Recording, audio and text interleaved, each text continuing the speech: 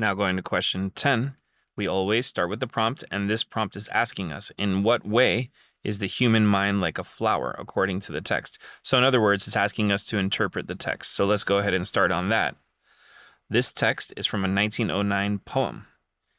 As a fragile and lovely flower unfolds its gleaming foliage on the breast of the fostering earth, if the dew and the rain draw it forth, so does my tender mind flourish if it be fed with the sweet dew of the fostering spirit.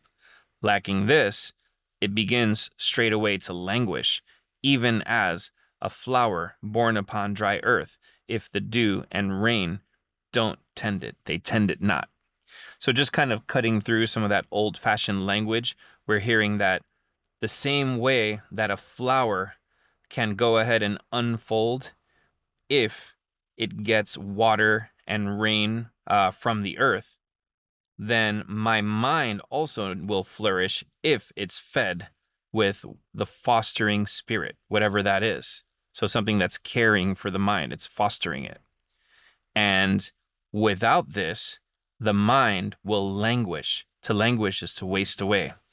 Even the same way that a flower, if it's born upon a dry area, would also waste away if the water and rain don't tend to it, don't care for it. So the same way a flower rots away if it doesn't get enough water, the mind will rot away if it doesn't get the fostering spirit, whatever the fostering spirit is, because you could think of that as mental nourishment that comes from books, or you could think of it as from a literal spiritual manner. Either way, we're getting sort of the same metaphor. So let's look at the answers. So in what way is the human mind like a flower? It becomes vigorous with the passage of time. That wasn't what was said. It was saying that the mind needs certain resources or else it wastes away.